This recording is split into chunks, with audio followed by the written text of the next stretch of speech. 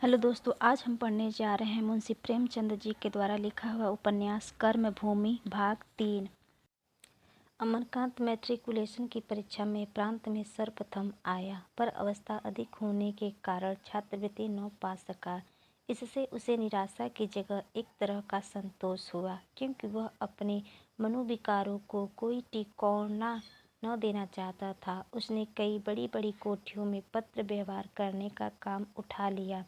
धनी पिता का पुत्र था, यह काम उसे आसानी से मिल गया।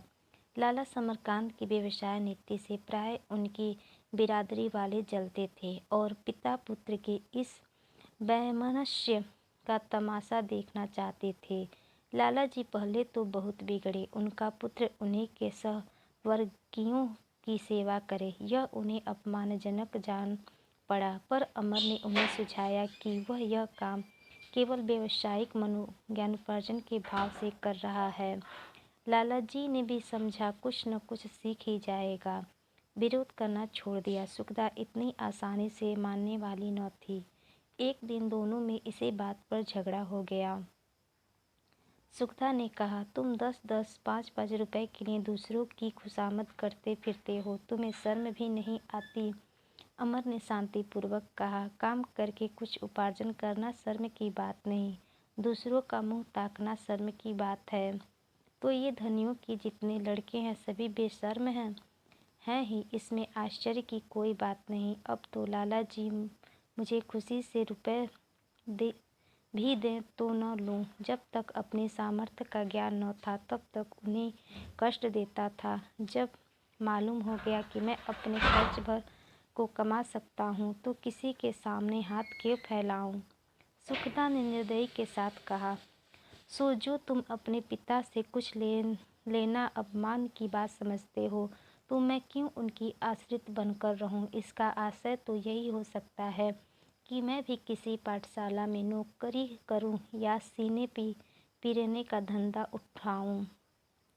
अमरकांत ने संकट में पड़कर कहा, तुम्हारे लिए इसकी जरूरत नहीं। क्यों? मैं खाती पहनती हूँ, गहने बनवाती हूँ, पुस्तकें लेती हूँ, पत्रिकाएं मंगवाती हूँ दूसरों ही की कमाई पर। तो इसका तो यह आशय भी हो सकता है कि मुझे तुम्हारी कमाई पर भी कोई अधिकार नहीं, मुझे खुद परिश्रम करके कमाना चाहिए। अमरकांत को संकट से निकलने की एक युक्ति सूझ गई। अगर दादा या तुम्हारी अम्मा जी तुमसे चिढ़े और मैं भी ताने दूं, तब निसंदेह तुम्हें खुद धन कमाने की जरूरत पड़ेगी। कोई मुंह से न कहे पर मन में तो समझ सकता है।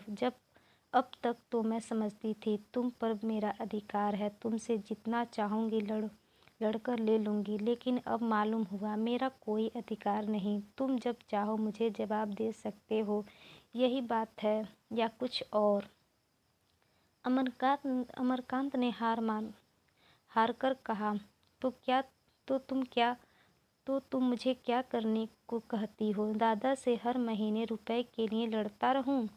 सुखदा बोली, हाँ, मैं यही चाहती हूँ। यह दूसरों की चाकरी छोड़ दो और घर का धंधा देखो। जितना समय उधर देते हो उतना ही समय घर के कामों में दो। मुझे इस लेन देन सूद ब्याज से घृणा है। सुखदा मुस्कुराकर बोली, यह तो तुम्हारा अच्छा तर्क है। मरीज को छोड़ दो, वह आप अच्छा हो जाएगा। इस तरह मरीज मर जाएगा, अच्छा न होगा। तुम दुकान पर जितनी देर बैठोगे कम से कम उतनी देर तो यह दृढ़ व्यापार न होने दोगे।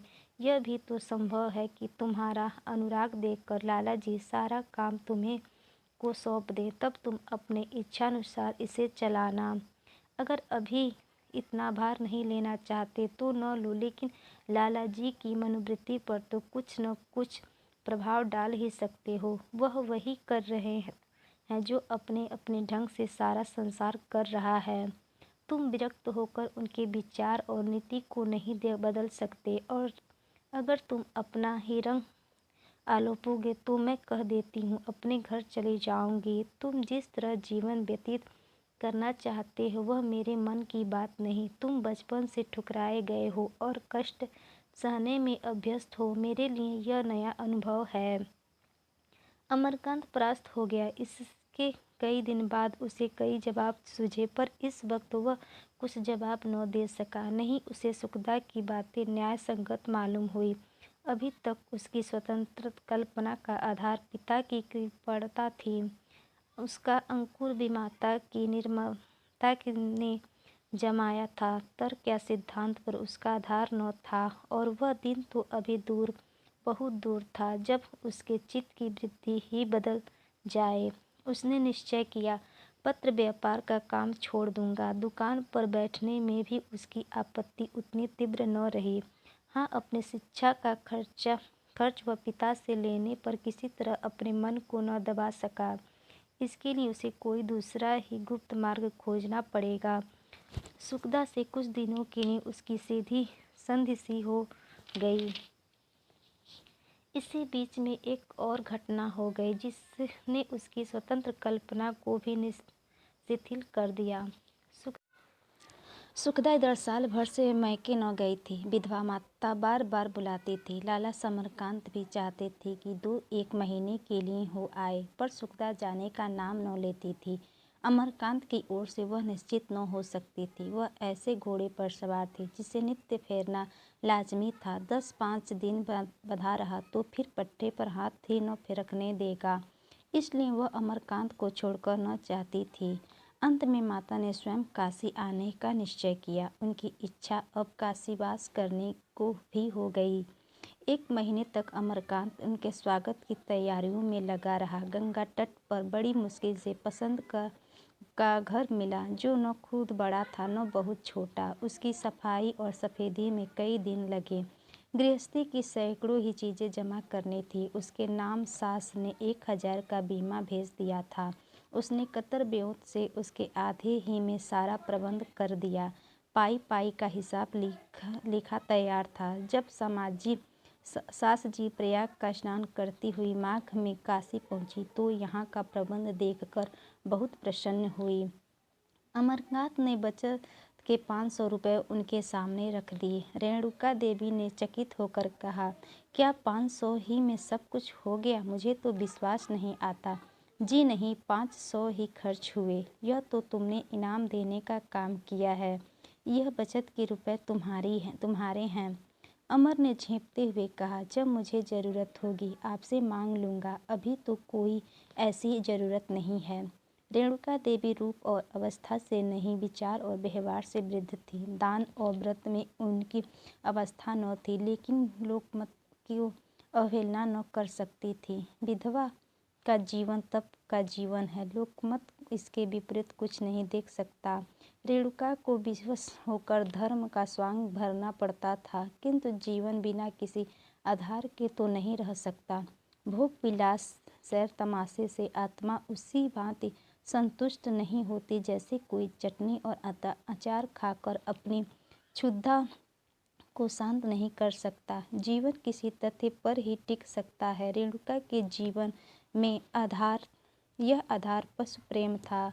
वह अपने साथ पशु पक्षियों का एक चिड़ियाघर लाई थी। तोते, मैंने, बंदर, बिल्ली, गाय, हिरण, मोर, कुत्ते आदि पाल रखे थे और उन्हीं के सुख दुख में सम्मिलित होकर जीवन में सार्थकता का अनुभव करती थी।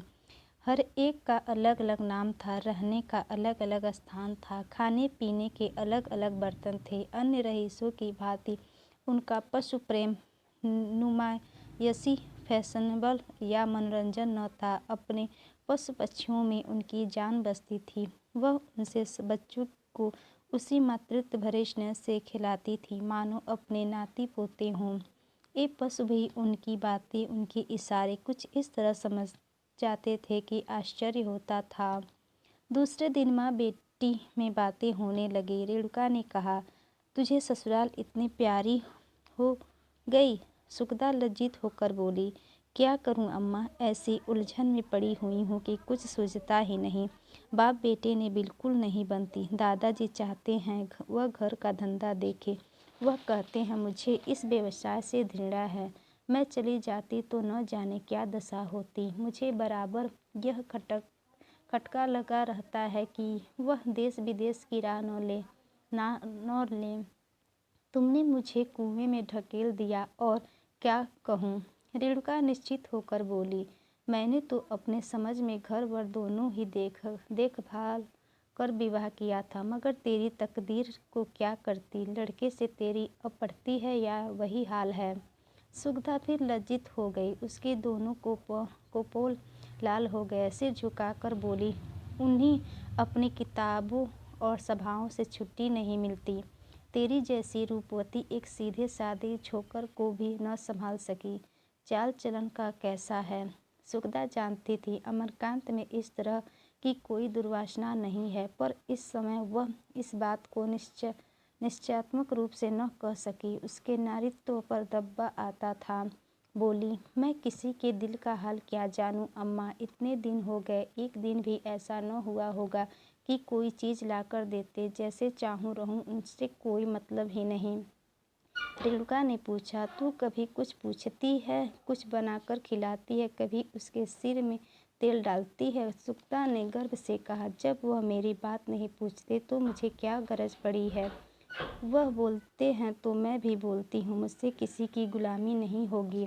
रेणुका ने ताड़ना दी, बेटी बुरा न मानना, मुझे तो बहुत कुछ तेरा ही दोष दिखता है।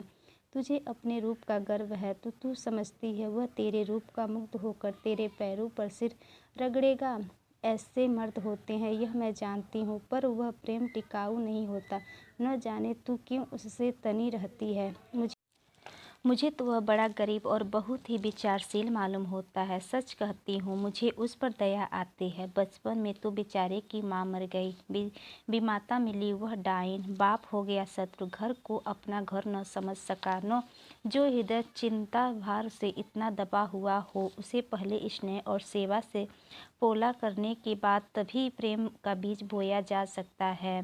सुगधा चिढ़कर बोली, वह चाहते हैं मैं उनके साथ तपस्विनी बनकर रहूं, रूखा सूखा खाऊं, मोटा झोटा पहनूं और घर से अलग होकर मेहनत और मजदूरी करूं। मुझे यह न होगा, चाहे सदैव के लिए उनसे नाता ही टूट जाए। वह अपने मन ही की करेंगे, मेरे आराम तकलीफ की बिल्कुल परवाह न करेंगे, तो मैं भी उनका मुँह न जोहूँगी।